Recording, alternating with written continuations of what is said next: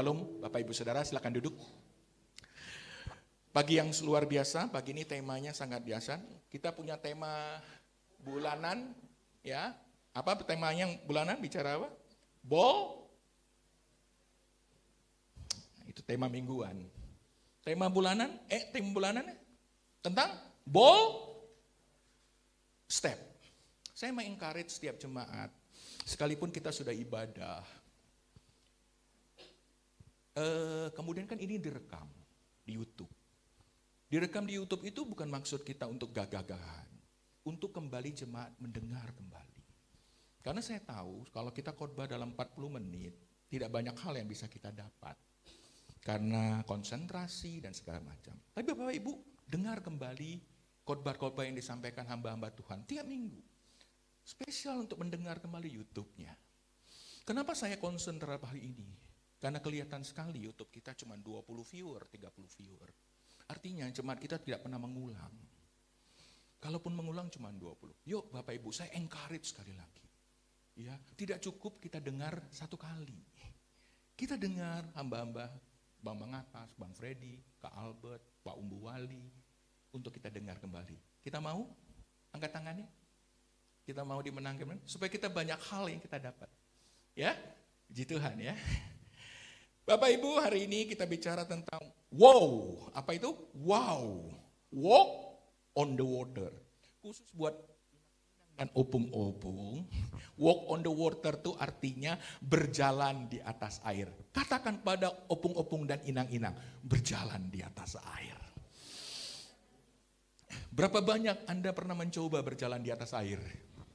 Angkat tangan. Waktu saya under 10 tahun, saya pernah pengen berjalan di atas air. Dan saya coba lari, ancang-ancang. Kebetulan di rumah saya waktu di Kepulauan Riau di Dabo Singkep ada sebuah sungai. Tepat di belakang rumah kami. Sungainya jernih, ada air.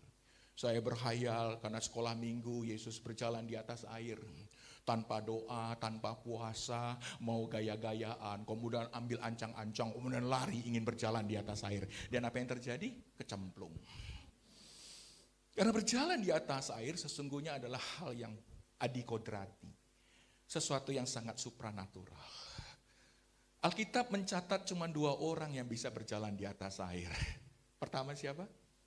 Yesus. Yang kedua, Petrus, lumayan.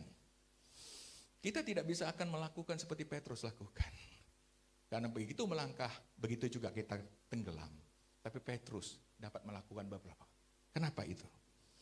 Karena ada sebuah peristiwa adikodrati atau supranatural yang terjadi. Kita tahu banyak hal-hal terjadi dalam kehidupan kita itu sepertinya mustahil. Setuju? Berapa banyak engkau merasa sedang mengalami kemustahilan? Ya, sama seperti Petrus dan kawan-kawan. Mereka menghadapi kemustahilan. Apa itu kemustahilan? Kemustahilan adalah sesuatu yang gak bisa kita dekati dengan kekuatan manusia. Sesuatu yang gak bisa kita dekati atau kita pahami dengan pengertian dan logika.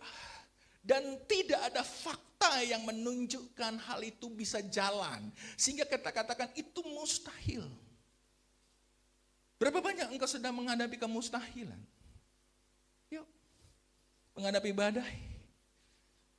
Cuma ngaku 2-3 orang. Saya terkadang dalam tahun 2 tahun terakhir, saya kadang-kadang menghadapi kemustahilan dalam hidup saya.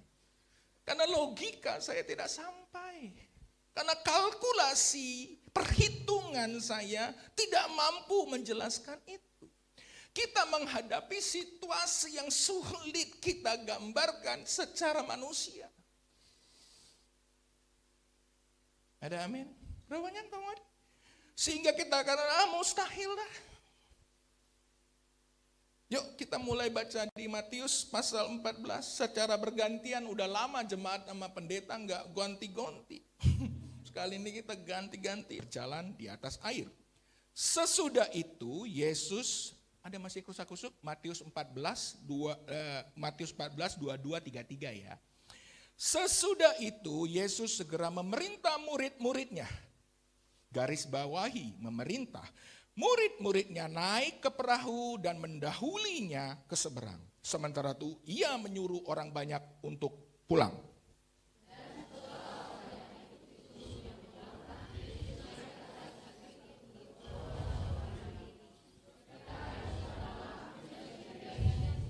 Perahu murid-muridnya sudah beberapa mil berjalan di atas air. Mereka terkejut dan berseru, "Itu hantu!" Lalu berteriak-teriak karena takut.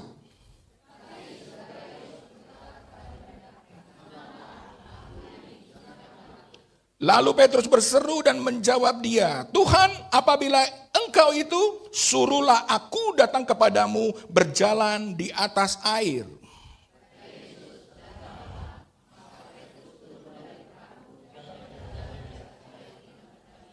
Tetapi ketika dirasakan tiupan angin, takutlah ia dan mulai tenggelam. Lalu berteriak, "Tuhan, tolonglah aku."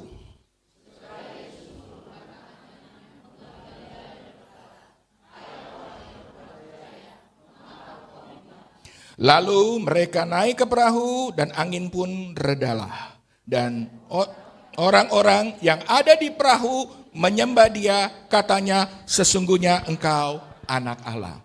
Peristiwa adalah sebuah peristiwa extraordinary, sesuatu yang jarang terjadi. Tapi peristiwa ini sebuah menggambarkan 3 hal. Saya akan langsung pagi ini, saya mau katakan pagi ini, menggambarkan 3 hal. Ada amin saudara? 3 hal, 3 poin. Next. 3 poin yang ingin menjadi perspektif iman untuk kita memahami kisah ini. 3 hal yang kita mau belajar dari kisah ini. Next. Bisa? Poin pertama saya ingin mengatakan, tapi itu adalah hal biasa bagi Tuhan. Jadi melakukan sesuatu yang bagi kita mustahil, katakan ke kiri kanannya, itu hal yang biasa. Itu pekerjaannya. Itu seperti Tuhan sedang sarapan pagi. Itu yang dikatakan Tuhan cemen. Bilang kiri kanannya. Melakukan sesuatu yang mustahil, cemen bagi Tuhan. Kecil bagi Tuhan. Ada amin? Jadi perspektif kita melihat satu badai yang mustahil bagi kita. Tidak mampu kita dekati dengan pengetahuan kita. Kemampuan kita. Tetapi bagi Allah itu adalah hal yang biasa. Berapa banyak engkau sedang menghadapi kemustahilan hari ini? Katakan kemustahilan. Hai kemustahilan. Bilangin, hai kemustahilan. Engkau tidak lebih besar daripada Allahku. Berapa engkau sedang menghadapi kemustahilan hari ini? Melihat ekonomi hari ini. Dan kau melihat situasi harimu. Katakan, hai krisis ekonomi. Yang mustahil bagi banyak orang. Untuk mampu kita keluar dari itu. Tetapi bagi Allah, hal yang biasa. Kalau engkau hari ini sedang sakit penyakit, mungkin engkau sedang cancer, level 4. Dan itu dokter katakan, "Bu, pulanglah. Mustahil kedokteran bisa menyembuhkan." Kalau itu pun terjadi padamu hari ini, firman ini untukmu. Dan katakan, bahwa itu tidak lebih besar daripada Allah kita. Adakah yang lebih besar? Bukankah kita bernyanyi tadi? Tuhanku terlebih besar. Dia terlebih besar terhadap kansermu. Dia terlebih besar terhadap isi dompetmu. Dia terlebih besar dari apapun yang hari ini kita mampu kita lihat. Karena dialah Allah yang extraordinary. Ada amin? Dialah Allah yang supranatural waktu saya ngajar itu. Jadi bagi manusia adalah satu mustahil, bagi Tuhan hal yang biasa. Perspektif, pandangan iman kita harus begitu. Ada amin? Jadi berjalan di atas air adalah sesuatu yang biasa. Tapi bagi kita memang sesuatu yang extraordinary atau luar biasa. Tapi bagi Tuhan ini bukanlah sesuatu yang extraordinary. Itu mungkin bagi Tuhan. Katakan, aku sembuh itu mungkin bagi Tuhan. Aku menang terhadap krisis dan ketidakpastian itu mungkin bagi Tuhan. Dan itu tidak mustahil bagiku. Karena impossible, hal-hal yang supranatural, itu bagian yang Tuhan berikan kepada kita. Amin. Persoalannya, bagaimana kita melaluinya. Berapa banyak engkau sedang menghadapi tantangan besar? Kita mau belajar singkat dalam 30-40 menit ke depan. Air. 11/12. Nyaris 90% orang berkata, aku akan tenggelam. Cuman 1/12 yang mengatakan, aku mampu melakukan kemustahilan. Sebab Allahku lebih besar dari kemustahilan. Ada amin. Itu perspektif pertama. Pegang, masuk ke dalam saku untuk bawa pulang. Perspektif kedua. Peristiwa berjalan di atas air memberikan kita pengertian, memberi kita perspektif bahwa mengikuti perintah Yesus atau mentaati, menjalani seluruh perintah bukan berarti selalu mulus. Ada amin? Sedikit. Semua orang Kristen kalau pengen jadi Kristen semuanya jalan tol, Bang Freddy. Tapi saya mengatakan bahwa sekali mentaati Yesus, mengikuti seluruh kebenarannya, tidak menjamin engkau tidak menghadapi badai. Setuju? Sedikit. Jadi, menjadi Kristen, percaya Yesus sebagai Tuhan, sama sekali tidak menjamin engkau akan mulus menjalani hidup ini. Lihat Yohanes, ide Yesus, aku perintah untuk engkau menyeberang. Berarti ini dalam seluruh rencana Yesus. Ya, amin? Tapi apa yang terjadi? Beberapa jam kemudian, ketika mereka di middle of the lake Galilee, ketika dia sedang di tengah-tengah Galilea itu, Danau Galilea, bisa disebut Genesaret, bisa juga disebut Tiberias, ya danaunya itu juga. Ya, jadi jangan bingung. Oh, ini Danau Galilea atau Danau Genesaret? Tergantung kotanya di mana. Saking besarnya itu danau. Danaunya sama. Nah, di tengah danau itu, apa yang terjadi? Mereka menghadapi sesuatu yang mustahil mereka lakukan. Kenapa sekali lagi mustahil? Karena jenis badai yang mereka hadapi, badai yang berbeda hari-hari. Bukankah kita tahu bahwa Petrus dan kawan-kawan adalah nelayan? Dan mereka bukan nelayan biasa, Bapak Ibu. Kalau sekarang kita nyebutnya, mereka tuh nelayan profesional. Artinya nelayan itu the way of life-nya dia. Itulah hidup mereka. Jadi sebagian besar dari mereka di perahu yang diperintahkan Yesus menyeberang, tahu betul kapan badai terjadi.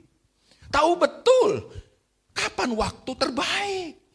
Tahu betul kapan saat yang paling tepat. Tapi dalam mengikuti Yesus, poin kedua katakan, mentaati Yesus bukan arti kemudian kita tidak dijamin untuk tidak mengalami badai. Bahkan badainya dikatakan adalah badai yang extraordinary karena angin syakal. Dan bagi murid-murid badai ini adalah sebuah kemustahilan yang bisa diterobos. Sesuatu kemustahilan yang dahsyat. Suatu tantangan yang lebar, dalam dan tinggi. Berapa banyak hari ini kau sedang ada di dalam ketakutan, di dalam tantangan dan masalah yang begitu besar, yang berdasarkan kalkulasi kamu, wah mati aku. Berapa banyak kau sedang itu? Mereka ada di saat itu. Karena badai yang mereka hadapi adalah unusual, sesuatu yang tidak biasa. Kalau sesuatu yang biasa, orang Kristen mah jago. biasa ini bagiku. Tapi hari ini para nelayan itu, sekaligus murid-murid itu, menghadapi sesuatu yang extraordinary. Bukan saja extraordinary Bapak Ibu. Terjadi kalau sesuatu yang besar, tapi datangnya mampu kita ramalkan Bang Freddy, jauh lebih mudah. Kita naik perahu lebih besar. Setuju? Atau paling gampang, jangan berangkat jam itu. Sebab ramalan dari BMKG, jam 3, badainya sedang ada di puncak. Ya udah, ngaso dulu di pinggir danau. Badai bukan saja besar, tapi badai ini mendadak. Sesuatu yang mendadak, yang kita pikir mulus. Banyak orang kaget dengan hidupnya. Aku begitu sehat. Tapi ketika dia batuk sekali, dan aku coba ke dokter, oh Bapak cancer level 4 Pak. Dok, saya baik-baik aja selama ini. Saya kerja baik-baik aja. Diagnosa kami mengatakan, cancer saya sudah menyerang 80%. Bahkan sudah metastase. Itulah yang membuat orang kemudian apa yang terjadi? Mundur, takut dan gemetar. Bukankah banyak orang olahraga, pergi ke gym, kemudian jogging, ya badannya keren, ya bukan kayak Pak Rudi kayak gentong begini. Kemudian bilang, kamu sakit jantung dan harus transplantasi. Dok, saya olahraga 25 jam per hari. Saya mendengar Dr. Darius ceramah Bapak Ibu tentang kesehatan. Saya belajar banyak. Enggak, diagnosa kami. Banyak orang begitu menerima sesuatu badai yang mendadak. Dan sesuatu yang mendadak seringkali tidak membuat kita siap. Ada amin? Itu yang terjadi atas murid-murid. Tak siap. Jadi perspektif kedua. Jangan cepat kali ini. Kita kan sampai jam 11. Mundur. Ya, perspektif. Pertama apa Bapak Ibu? Ayo supaya ingat. Pertama apa? Berjalan di atas air. Mengatakan bahwa kemustahilan itu bagi Tuhan adalah hal yang biasa. Oke? Dan kita anaknya loh. Ya. Yang kedua adalah mengikuti Tuhan, taat dalam hidup ketaatan, tidak menjamin bahwa badai itu tidak ada. Ada amin? Badai itu bisa datang dari anak, suami, tetangga, kucing. Ya, kucing juga bikin sebel. Ya. Kalau terlalu banyak datang, pup lagi dia. Kesel kita, itu badai juga. Tapi masih kecil ya itu. Kalau badai itu orang Kristen mah nggak perlu Yesus. Cukupnya cuma dengan kayu dan air panas. Set. Ya, cukup itu badai kecil. Yang ketiga, poin yang paling harus kita pelajari. Berjalan di atas air, bicara ketidakhadiran Tuhan, ya, ketidakhadiran Tuhan, di mana Tuhan tidak tampak, tidak kita rasakan, itu bukan berarti Tuhan tidak ada. Clear? 3 pemahaman. Jadi Tuhan seakan kita tidak melihat, seakan kita tidak merasakannya dia hadir di tengah kita, itu bukan berarti Tuhan tidak ada. Dan Bapak Ibu, kisah dari Matius 14 menunjukkan Yesus memerintah muridnya bertolak, clear, dengan perahu ke seberang. Apa yang dia lakukan? Dia masuk ke perahu? Enggak. Dia ada di atas. Bagi sebagian orang mengatakan begini, ini rencana apa nih? Tuhan macam apa ini? Senang bareng, susah nggak bareng. Seakan-akan dalam pikiran manusia kita yang terbatas, Tuhan sedang mendorong murid-muridnya masuk dalam mara bahaya, sementara dia sedang asik retreat sendiri di atas bukit. Apa yang terjadi? Bagaimana dengan murid-murid ketika tidak ada Yesus di situ? Mereka bingung, takut. Karena badai yang mereka hadapi adalah extraordinary. Yang bagi mereka, padahal mereka itu nelayan. Tidak mampu mereka atasi. Karena badai ini adalah badai yang besar. Tetapi sekali lagi, ketidakhadiran Yesus, garis bawahi. Katakan kiri kanannya, ketidakhadiran Yesus, katakan kiri kanannya. Bukan berarti pembiaran. Jadi Yesus memang tidak ada di bot itu, di kapal itu. Tapi sekali-kali dia tidak akan pernah membiarkan engkau. Dia naik ke bukit dengan mata melihat ke bawah. Kalau Bapak Ibu pernah ke Danau Toba pasti akan membayangkan ini. Naik ke bukit, lihat danaunya. Yang belum pernah ke Danau Toba, ajak Bang Freddy satu bis jalan retreat ke sana. Bayar masing-masing. Jangan gereja wae. Pusing bendaharanya. Amin dong.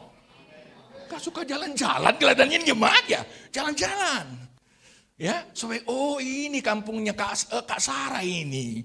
Oh ini kampungnya Kak Riri. Ini kampungnya Bang Beri agak jauh sedikit sih dari Danau Toba. Tapi kalau Kak Sarah ya dekat-dekat lah. Paling berapa puluh kilo dikit. Apalagi Opung Utopia ya bisa langsung lompat dari pinggirnya. Mungkin.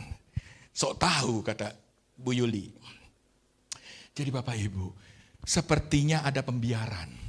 Tapi sekali lagi, Ibrani 13 ayat 5 katakan, sekali-kali, I never, kata bahasa Inggris, never, tidak pernah forsake you.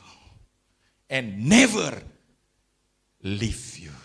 Aku sekali-kali tidak pernah akan meninggalkan engkau.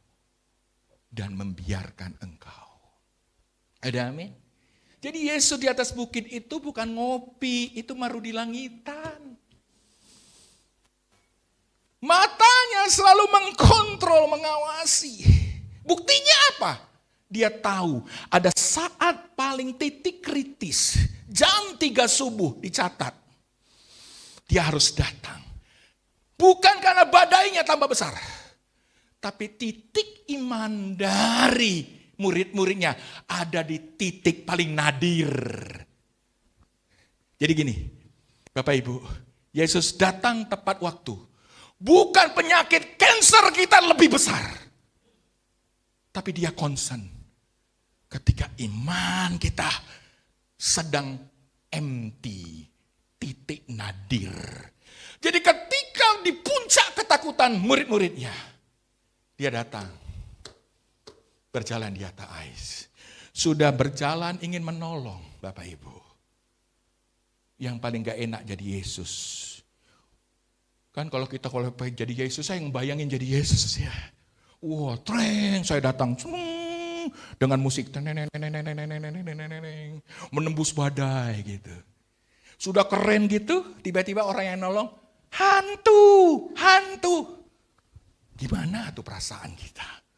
Udah merasa menjadi penolong, tapi itu kemudian dibilangin hantu.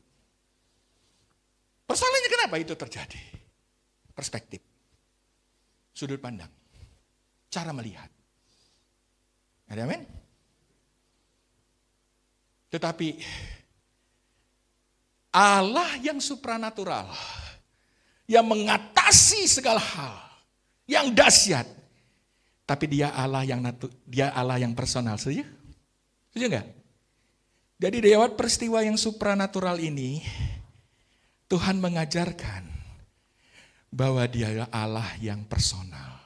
Untuk itu, kita melihat respon dari salah satu muridnya. Namanya Petrus. Apa yang dilakukan Petrus?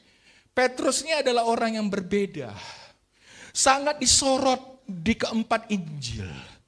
Pribadi yang kelihatannya impulsif, kelihatan ceroboh, tapi juga menunjukkan hal-hal yang spektakuler. Hal-hal yang berani, satu yang reaktif, satu yang eksplosif, Suatu yang menurut saya juga proaktif dibandingkan murid-muridnya. Di tengah ketakutan Andreas dan keraguan Andreas, karena dia melihat badai yang begitu besar yang melampaui segala kemampuannya, melampaui segala keprofesionalismenya, melampaui segala pengetahuannya tentang Galilea. Di tengah badai yang begitu dahsyat, ia mengalahkan seluruh akal pengetahuan yang dimiliki oleh Yakobus sehingga mereka takut gemetar. Di tengah keraguan-raguan mungkin Yohanes yang kita anggap dekat dengan Yesus, ada seorang yang melakukan sesuatu yang extraordinary. Badai boleh extraordinary, tetapi setiap badai yang besar akan justru membuat kita melakukan hal yang besar. Dan inilah Petrus. Dan cuma satu. Petrus melakukan sesuatu langkah. Saya menyebutnya istilahnya adalah the bold first step. Langkah pertama yang berani. Kenapa saya katakan berani? Karena cuma satu orang yang berani keluar. Berani mengatakan sesuatu. Inisiatif, proaktif. Banyak orang sekarang tidak berani melakukan langkah pertama. Setuju? Kita lebih banyak berdiskusi. Kita mengumpulkan ide. Menurut kamu, planning kita apa? Tapi untuk langkah pertama, tidak banyak orang. Dan firman Tuhan katakan hanya 1/12. Dan itu under 10%. Yang lebih banyak diskusi dan hidup dalam ketakutan.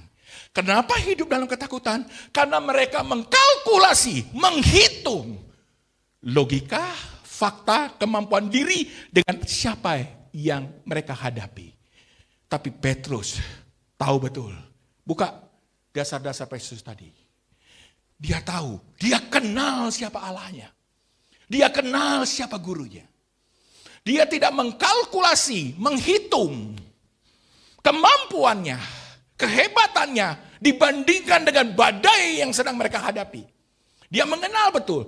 Dia menghitung, kalau Allahku, sekalipun hal yang mustahil aku hadapi, Allahku lebih besar dari hal yang mustahil itu. Yang kedua dia pikir gini, karena aku tahu pasti, dia bilang, sekalipun Tuhan menyuruhku, itu bukan berarti aku tidak punya,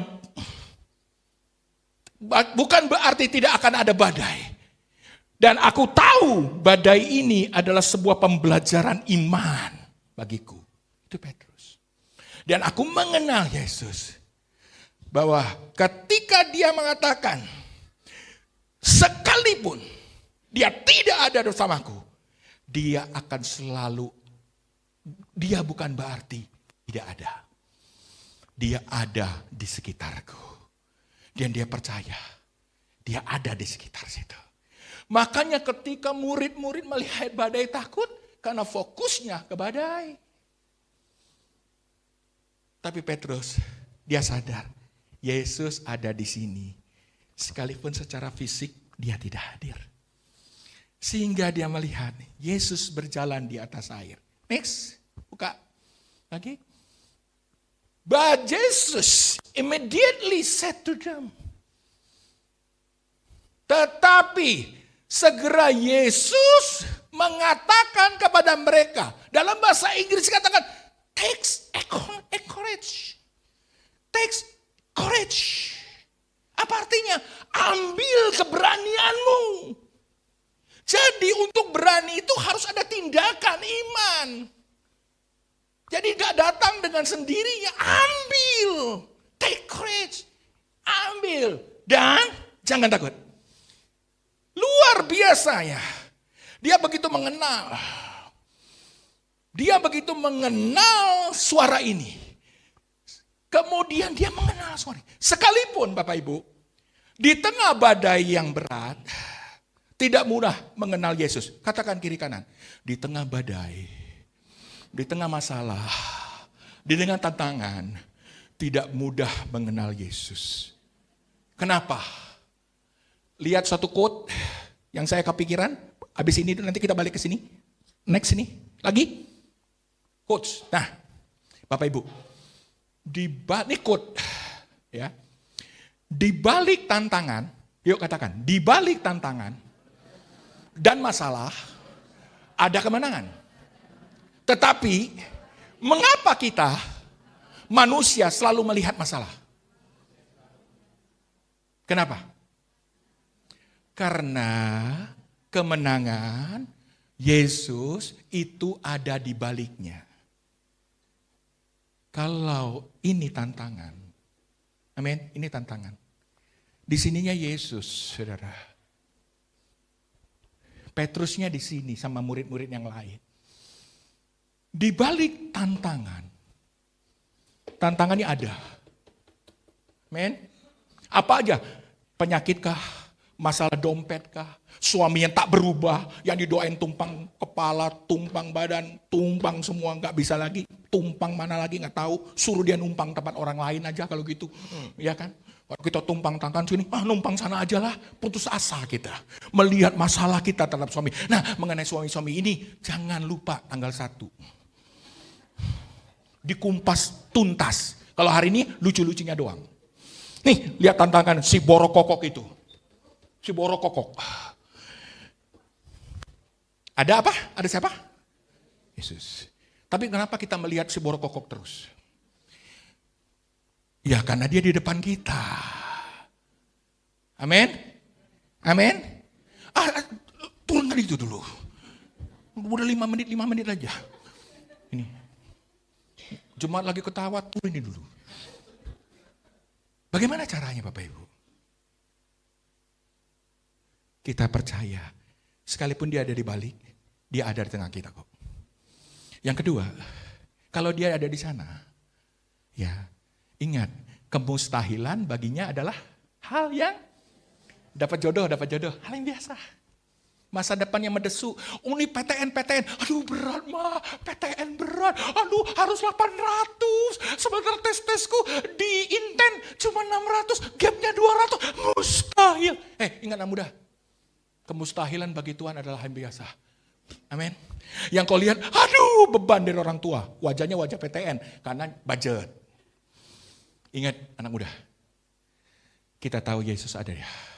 Dan ingat, mungkin dia tidak kelihatan. Karena yang terlihat badai, amin. Membuktikan bahwa dia ada. Dia bukan tidak ada. Terobos aja. Itu maksud Yesus. Maka Tuhan Yesus katakan, take courage. Berani, jangan takut, maju aja. Tapi luar biasa Simon, kita belajar dengan Simon. Karena dia mengenal, dia katakan, aku memang mengenal suaramu, tapi aku manusia biasa yang tidak percaya kalau tak melihat. Katakan, Tuhan, aku dengar suaramu, apakah engkau? Maka dia bilang, Tuhan, apabila engkau? Dia bilang begitu kan? Dalam bahasa Inggrisnya, ya, Lord, gitu. Lord, katanya dikatakan ini. Dia teriak dalam bahasa Inggris ya. Yuk, ada di slide persen di antara kita ketika punya masalah. Tuhan, datanglah kepadaku. Tuhan, jamalah hidupku. Tuhan, peluk aku erat. Apalagi lagu-lagu Kristen sekarang kan ada melo. Peluk dekat, serasa seperti di gunung, dipeluk oleh tanah. It's okay itu. Tapi Petrus berbeda. Dia bilang begini, tindakan iman yang dahsyat. Tuhan, engkaukah itu? Apabila engkau, Lord, ya, if it's you, jika itu engkau. Peter reply, tell me, say something, katakan sesuatu, cukup satu kata, tidak perlu jelas. Dan Tuhan mengatakan, come. Come. Nah ini gak mudah untuk taat Bapak Ibu. Come. Seharusnya kalau di langitan reply lagi ke Tuhan Yesus. Tuhan, tapi bagaimana Tuhan datangnya? Lah, bukankah engkau berkata, katakan sesuatu padaku. Aku datang, datanglah. Tapi bagaimana caranya, prosedurnya? Kadang-kadang Tuhan bicara dengan kita dengan simple. One word. Satu kata aja. Abraham, go! Dia bilang. Dia bilang ke Abraham apa? Go. Tapi Abraham gak bilang gini. Tapi Tuhan, itinerary-nya gimana Tuhan? Aku kemana dulu nih Tuhan? Nah dari sini kan aku jalan ke sini. Bagaimana? How Tuhan? Dia gak tanya. Supaya apa Bapak Ibu? Dia katakan, go. Supaya apa? Engkau berjalan. Supaya engkau percaya. Ada selalu lamp unto my feet. And a light unto my path. Ada pelita bagi kakiku. Dan aku percaya ada terang bagi jalanku. Itu yang saya alami. Tuhan ngajarin saya setahun lebih. Belajar untuk punya pelita di kaki. Dan percaya ada a light unto my path. Seluruh jalan-jalan. Come. Itu sama seperti, minta waktu dikit, seru ini. Itu sama seperti Kak Susi. Kukis anjingnya Kak Susi itu Kak Sarah lupa. Kak Susi. Itu anjing sudah mengenal betul Kak Susi, betul? Begitu Kak Susi datang, ya, I'm home. Kira-kira bahasa Inggrisnya itu, aku pulang gitu ya. Kemudian bilang, come. Gak perlu pakai bahasa yang panjang. Tidak perlu harus dijelaskan kata come-nya berasal dari apa, lihat kamus. Gak perlu diajarin tentang step by step. Tidak ya. Maka si Kukis langsung datang. Kenapa itu bisa terjadi? Kenapa bahasa yang singkat ini bisa terjadi? Karena Petrus dan Yesus mengalami keintiman. Clear. Pernah kan kita belajar tentang lirikan Yesus? Kenapa Petrus sadar betul? Karena dia tahu setiap lirikan. Suami jarang melirik. Istri kalau udah melirik, itu artinya suami-suami pada tahu. Kenapa bisa tahu bahasa itu? Karena pengenalan. Jadi saya katakan yang pertama, untuk kita bisa, untuk tidak ragu, kan kita bicara tentang keraguan. Yuk, kenal siapa suara yang berbicara. Sebab Paulus yang pertama, poinnya. Ada 2 poin, satu aja dulu. He recognized Jesus' voice. Dia mengenal betul suara Tuhan. Walaupun di tengah badai, dia kenal. Ada amin? Sementara yang lain, enggak. Sana mata mereka melihat ke badainya. Tapi recognize. Yang kedua, saudara, ini menarik. Itu sudah baca semua. Jadi jangan lupa ya, tanggal 1 untuk meningkatkan recognize kita dengan Tuhan yang Bang Freddy, tanggal 1. Jangan usah dipikirkan dana, jangan fokus ke dana. Fokus ke dana, kekhawatiran muncul. Fokuskan ke wajah Bang Freddy, maka damai sejahtera muncul. Ya, karena akan disediakan. Ibrani 13 ayat 5. Tuhan ya bukan bendahara yang akan menyediakan. Dia tidak akan meninggalkan Bapak Ibu. Jadi daftar dulu, duit belakangan. Katakan kiri kanannya, daftar dulu. Duit belakangan. Tapi maksimal tanggal 1. Tetap terakhirnya ancaman ya.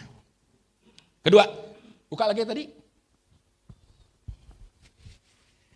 2 dasar kenapa Petrus bisa keluar dari kapal dan berjalan di atas air. Yang pertama adalah he recognized Jesus' voice. Itu hanya bisa didapat dari ini. Bergaul karib. Lewat. Yang kedua. Next. Lagi. Dia tidak pernah ragu. Mungkin saya mengatakan ini agak sedikit kontradiksi. Tapi tadi malam saya renung, sebenarnya dia tidak ragu. Tapi Tuhan mengatakan, you have little faith. Kata firman Tuhan dalam bahasa Inggris. Engkau ragu, itu diterjemahkan dari engkau tidak percaya. Engkau kurang percaya. Itu sebenarnya little faith. Ada imannya, tapi imannya kecil. Dia katakan, Jesus, why did you doubt? Kenapa kamu ragu? Petrus sebenarnya tidak ragu Bapak Ibu Saudara. Tidak bimbang. Kontroversi. Petrus tidak pernah meragukan kuasa Yesus. Tidak pernah meragukan bahwa Yesus melakukan hal-hal yang supranatural. Karena itu beberapa kali telah dia lihat dalam hidupnya. Dia bukan Petrus cuma tidak percaya. Catat, Yesus bukan nggak percaya. Petrus bukan nggak percaya kepada Yesus. Cuma dia tidak percaya bahwa Tuhan. Ini sulit menjelaskan gini. Dia bukan tidak percaya kalau Yesus mampu. Tetapi ia ragu, ya, karena ia berpikir, ia merasa dirinya nggak mampu. Itu yang saya dapat tadi malam. Jadi dia percaya Yesus lakukan, buktinya dia melihat Yesus melewati badai itu. Itu satu yang dahsyat. Dan dia buktinya Tuhan suruhlah aku mendekat kemarin, itu bukti bahwa dia percaya betul sama Yesus. Tetapi ketika dia berjalan, dia juga ragu, bukan ragu kemahakuasaan Yesus. Sampai di sini bisa mengerti? Dia ragu dengan apakah kemahakuasaan itu berlaku saat ini padaku. Gitu kira-kiranya. Dia berlaku, apakah dia mampu? Kita percaya bahwa Yesus menyembuhkan kanker. Setuju gak? Semua iman kita. Tetapi kalau kita sedang menghadapi kanker level 4. Kita kadang-kadang ada satu keraguan. Apakah ini berlaku bagiku atau itu hanya berlaku bagi dia. Gitu. Dan hari itu Petrus merasa, wah aku sendiri yang dia meragukan siapa? Dia tidak meragukan Yesus. Dia meragukan dirinya. Kenapa? Karena dia merasakan angin itu.